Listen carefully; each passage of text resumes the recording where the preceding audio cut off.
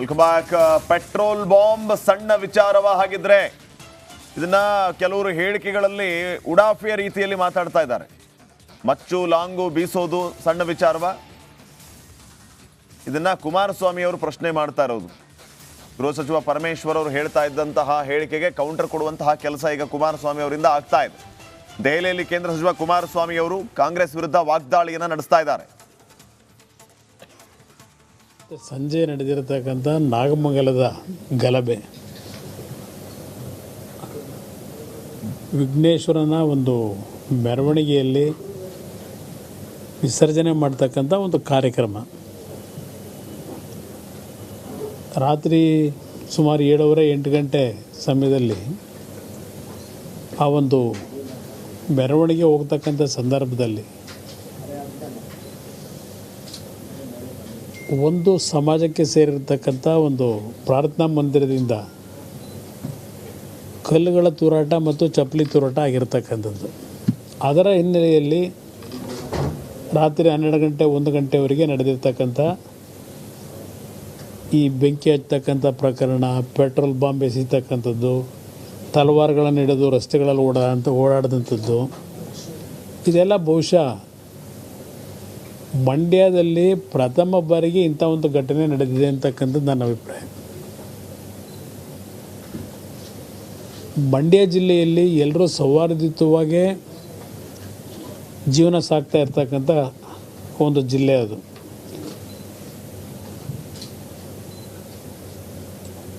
ಇಂಥ ಒಂದು ಪರಿಸ್ಥಿತಿಯಲ್ಲಿ ನಾನು ನಿನ್ನೆ ದಿನ ಏನು ಕ್ಯಾಬಿನೆಟ್ ಮೀಟಿಂಗ್ ಇತ್ತು, ಕೇಂದ್ರದ ಸಚಿವ ಸಂಪುಟದ ಸಭೆ ಮುಗಿಸಿ ನಾನು 8 ಗಂಟೆಗೆ ಬಂದಾಗ ಈ ಮಾಹಿತಿಗಳು ದೊರಕ್ತು ನನಗೆ. ತಕ್ಷಣ ಮೈಸೂರು ವಿಭಾಗದ IG ಅವರಿಗೆ ಮತ್ತು ಮಂಡ್ಯ ಜಿಲ್ಲೆಯ SP ಅವರಿಗೆ ನಾನೇ ದೂರವಾಣಿ ಕರೆ ಮಾಡಿ, SP ಅವರು ಸ್ವಲ್ಪ ಬ್ಯುಸಿ ಇದ್ದರು ಅಂತ ಕಾಣಿಸ್ತದೆ, ಅವ್ರ ನಂತರ ಅವರೇ ಫೋನ್ ಮಾಡಿದರು. ನಾನು ಇಬ್ಬರು ಹಿರಿಯ ಅಧಿಕಾರಿಗಳಿಗೆ ಹೇಳಿದಂಥದ್ದು, ತಕ್ಷಣ ಒಂದು ಶಾಂತಿಯನ್ನು ಈಗಲೂ ಸರ್ಕಾರ ಕೇಳ್ತಕ್ಕಂಥದ್ದು, ಇವತ್ತು ಅಮಾಯಕರನ್ನ ಬಂಧಿಸ್ತಕ್ಕಂಥದ್ದು ನಿಲ್ಲಿಸಿ, ಈ ಪ್ರಕರಣದ ಹೆಸರಿನಲ್ಲಿ ಹೇಳ್ಕೊಂಡು ಸಿಕ್ಕಿದ್ದವ್ರನ್ನೆಲ್ಲ ಅವನು ಒಳ್ಳೆಯವನೋ ಕೆಟ್ಟವನೋ ಇದನ್ನೆಲ್ಲ ಪರಾಮರ್ಶೆ ಮಾಡದೆ ಮನೆಗಳಿಗೆ ನುಗ್ಗಿಬಿಟ್ಟು ತೊಗೊಂಡೋಗಿ ಅರೆಸ್ಟ್ ಮಾಡಿ 50 ಜನ ಅರೆಸ್ಟ್ ಮಾಡಿದ್ದೀವಿ, 60 ಜನ ಆಗಲೇ ಬಂಧಿಸಿದ್ದೀವಿ, ಇನ್ನೂ ಬಂಧಿಸ್ಲಿಕ್ಕೆ ಹೇಳಿದ್ದೀವಿ. ಇದೆಲ್ಲ ಮಾಡಬೇಕಾಗಿರೋದು. ಇದರಲ್ಲಿ ಯಾರು ಕಲ್ಪ್ರಿಟ್ ಇರ್ತಾನೆ ಅವನ್ನೆಲ್ಲ ಹೊಟ್ಟೋಗಿರ್ತಾನೆ. ಈಗಾಗಲೇ ಮನೇಲಿ ಇರೋರನ್ನ, ಆ ಮನೆ ಜೀವನಕ್ಕೆ ಆಧಾರವಾಗಿರೋರನ್ನ ತಗೊಂಡೋಗಿ ಬಂಧಿಸಿ ಪೊಲೀಸ್ ಸ್ಟೇಷನ್ಗೆ ಹಾಕೊಂಡ್ರೆ ಆ ಕುಟುಂಬಗಳ ಪ್ರತಿನಿತ್ಯ ಬದುಕೇನಾಗಬೇಕು? ತಪ್ಪು ನಿಮ್ಮಿಂದಾಗಿದೆ. ರಕ್ಷಣೆ ಸರಿಯಾದ ರೀತಿ ಕ್ರಮ ತೆಗೆದುಕೊಳ್ಳದೆ. ನಾಗಮಂಗಲ ಗಲಾಟೆಗೆ ಹಳೆಯ ಸೇಡು ಕಾರಣವಾಯ್ತಾ ಅನ್ನುವಂತಹ ಪ್ರಶ್ನೆಗಳು ಕೂಡ ಇದೀಗ ಉದ್ಭವ ಆಗ್ತಾ ಇರುವಂತದ್ದು. ನೆನ್ನೆಯ ಗಲಭೆ ಹಿಂದಿದ್ಯಾ ವರ್ಷದ ಹಿಂದಿನ ಸೇಡು? ಕಳೆದ ವರ್ಷ ಗಣೇಶ ವಿಸರ್ಜನೆ ವೇಳೆ ಟಾಕ್ ಫೈಟ್ ಕೂಡ ಉಂಟಾಗಿತ್ತು. 2 ಗುಂಪಿನ ಯುವಕರ ನಡುವೆ ಮಾತಿನ ಚಕಮಕಿ ಕೂಡ ನಡೆದಿತ್ತು. ಇದೇ ಮಸೀದಿ ಮುಂದೆ ಗಲಾಟೆ ಕೂಡ ಆಗಿತ್ತು. ಕಳೆದ ವರ್ಷ ಗಲಾಟೆಯನ್ನ ಪೊಲೀಸರು ತಿಳಿಗೊಳಿಸಿದ್ರು, ಹತೋಟಿಗೆ ತೆಗೆದುಕೊಂಡು ಬರುವಂತಹ ಕೆಲಸಗಳನ್ನ ಕೂಡ ಮಾಡಲಾಗಿತ್ತು. ಆದ್ರೆ ನಿನ್ನೆ ಗಲಭೆ ತಡೆಯುವಲ್ಲಿ ಖಾಕಿ ಕಂಪ್ಲೀಟ್ ಆಗಿ ವಿಫಲವಾಗಿದೆ. ನಿನ್ನೆಯ ಗಲಭೆಯ ಸುತ್ತ ಸಾಕಷ್ಟು ಅನುಮಾನಗಳು ಕೂಡ ವ್ಯಕ್ತವಾಗ್ತಾ ಇರುವಂತದ್ದು, ಸಾಕಷ್ಟು ಅನುಮಾನಗಳ ಹುತ್ತಗಳು ಕೂಡ ಇಲ್ಲಿ ವ್ಯಕ್ತವಾಗ್ತಾ ಇರುವಂತದ್ದು. ಅಂದ್ರೆ ದೃಶ್ಯದಲ್ಲಿ ಗಮನಿಸ್ತಾ ಇದ್ದೀರಲ್ಲ, ಇದು ಈ ಹಿಂದಿನ ವರ್ಷ ನಡೆದಂತಹ ಗಲಾಟೆ, ಅಂದ್ರೆ ಕಳೆದ ವರ್ಷ ನಡೆದಿರುವಂತಹ ಗಲಾಟೆಯ ಎಕ್ಸ್ಕ್ಲೂಸಿವ್ ದೃಶ್ಯಾವಳಿಗಳನ್ನ ನಿಮ್ಮ ರಿಪಬ್ಲಿಕ್ ಕನ್ನಡ ತೋರಿಸುವಂತಹ ಕೆಲಸಗಳನ್ನ ಕೂಡ ಮಾಡ್ತಾ ಇದೆ.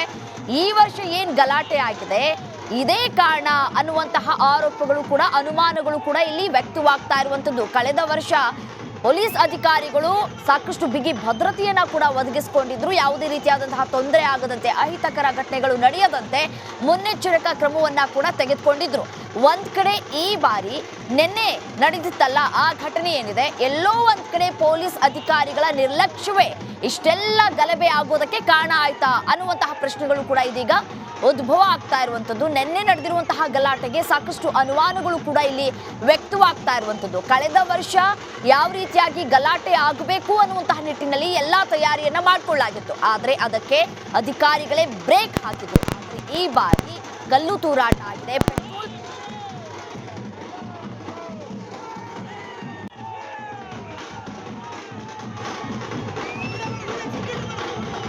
ನೋಡಿ, ತಾವು ಗಮನಿಸ್ತಾ ಇದ್ದೀರಿ, ನಿನ್ನೆ ನಾಗಮಂಗಲದಲ್ಲಿ ಎಷ್ಟೆಲ್ಲ ಸಮಸ್ಯೆ ಆಯಿತು ಅಂತ ಹೇಳಿ ಸದ್ಯಕ್ಕೆ ಪರಿಸ್ಥಿತಿಯನ್ನ ಪೊಲೀಸರು ಹತೋಟಿಗೆ ತೆಗೆದುಕೊಂಡಿದ್ದಾರೆ. ಈ ಹಿನ್ನೆಲೆಯನ್ನ ಗಮನಿಸಿದಾಗ ಈ ಹಿಂದೆಯೂ ಕೂಡ ಅಂದ್ರೆ ಕಳೆದ ವರ್ಷ ಗಣಪತಿ ವಿಸರ್ಜನೆಯ ಸಂದರ್ಭದಲ್ಲಿ ಇದೇ ರೀತಿಯ ಗಲಾಟೆ ಅಲ್ಲಿ ಆಗಿತ್ತು, ಆದರೆ ಸಣ್ಣ ಪ್ರಮಾಣದಲ್ಲಿ ಮುಗಿದೋಗಿತ್ತು. ಇಂಥ ಅವಾಂತರ ಸೃಷ್ಟಿ ಆಗಿರಲಿಲ್ಲ. ತಾವು ಗಮನಿಸ್ತಾ ಇದ್ದೀರಿ, ಗಣಪತಿ ವಿಸರ್ಜನೆಯ ಸಂದರ್ಭದಲ್ಲಿ ತಮಟೆ ಸದ್ದಿಗೆ ಕುಣಿದು ಕುಪ್ಪಳಿಸ್ತಾ ಇರೋ ಇಲ್ಲಿ ಈ ಸಂದರ್ಭದಲ್ಲಿ ಕಳೆದ ವರ್ಷ ಗಲಾಟೆ ಆಗಿತ್ತು. ಈ ಬಗ್ಗೆ ಇನ್ನಷ್ಟು ಮಾಹಿತಿಯನ್ನ ನೀಡ್ತಾರೆ ನಮ್ಮ ಮಂಡ್ಯ ಪ್ರತಿನಿಧಿ ಆನಂದ್. ಈಗ ನಾಗಮಂಗಲದಿಂದ ನೇರ ಸಂಪರ್ಕದಲ್ಲಿ ಜಾಯ್ನ್ ಆಗ್ತಾ ಇದ್ದಾರೆ. ಆನಂದ್, ಗಮನಿಸ್ತಾ ಇದ್ದೀವಿ ನಿನ್ನೆಯಿಂದ ಏನೆಲ್ಲ ಬೆಳವಣಿಗೆ ಆಗಿದೆ ಅಂತ ಹೇಳಿ. ಸದ್ಯಕ್ಕೆ ಪರಿಸ್ಥಿತಿಯನ್ನ ಹತೋಟಿಗೆ ತೆಗೆದುಕೊಂಡಿರೋದು ಒಂದು ಕಡೆ, ಆದ್ರೆ ನಾನಾ ರೀತಿಯ ಆಯಾಮಗಳಲ್ಲಿ ಚರ್ಚೆ ಆಗ್ತಾ ಇರೋದು ಈ ಗಲಾಟೆ ಯಾಕಾಯಿತು, ಇದರ ಹಿಂದೆ ಯಾರಿದ್ದಾರೆ, ಏನು ಉದ್ದೇಶ ಇತ್ತು ಅಂತ. ಸದ್ಯಕ್ಕೆ ಮತ್ತೆ ಏನೆಲ್ಲ ಅಪ್ಡೇಟ್ಗಳು ಸಿಗ್ತಾ ಇದೆ?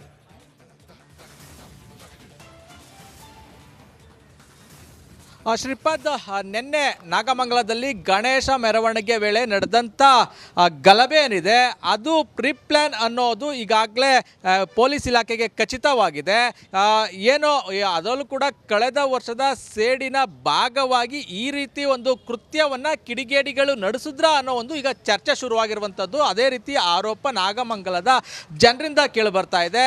ಏನು ಕಳೆದ ವರ್ಷವೂ ಕೂಡ ನಿನ್ನೆ ನಡೆದಂತೆ ಏನು ವಿಜೃಂಭಣೆಯಿಂದ ಏನು ಗಣೇಶ ಮೆರವಣಿಗೆಯನ್ನು ಮಾಡ್ತಿದ್ರು. ಸಾಮಾನ್ಯವಾಗಿ ಪ್ರತಿ ವರ್ಷನೂ ಬದ್ರಿಕೊಪ್ಪಲದ ಬಡಾವಣೆ ನಿವಾಸಿಗಳು ಗಣೇಶ ಪ್ರತಿಷ್ಠಾಪನೆ ಮಾಡ್ತಾರೆ. ಆ ಸಂದರ್ಭದಲ್ಲಿ ಅದ್ದೂರಿಯಾಗಿ ಗಣೇಶ ಮೂರ್ತಿಯನ್ನು ವಿಸರ್ಜನೆ ಮಾಡ್ತಾರೆ. ಅದ್ರ ಭಾಗವಾಗಿ ನಾಗಮಂಗಲ ಪಟ್ಟಣದ ಪ್ರಮುಖ ರಸ್ತೆಯಲ್ಲಿ ಏನು ಮೆರವಣಿಗೆ ಮಾಡ್ತಾರೆ. ಅದೇ ರೀತಿ ಕಳೆದ ವರ್ಷವೂ ಕೂಡ ಮೆರವಣಿಗೆಯನ್ನು ಮಾಡ್ತಾ ಇದ್ರು. ಆ ಸಂದರ್ಭದಲ್ಲಿ ಸಹಸ್ರಾರು ಸಂಖ್ಯೆಯಲ್ಲಿ ಗಣೇಶ ಭಕ್ತರು ಹಾಗೂ ಹಿಂದೂ ಯುವಕರುಗಳು ಸೇರ್ಕೊಂಡಿದ್ರು.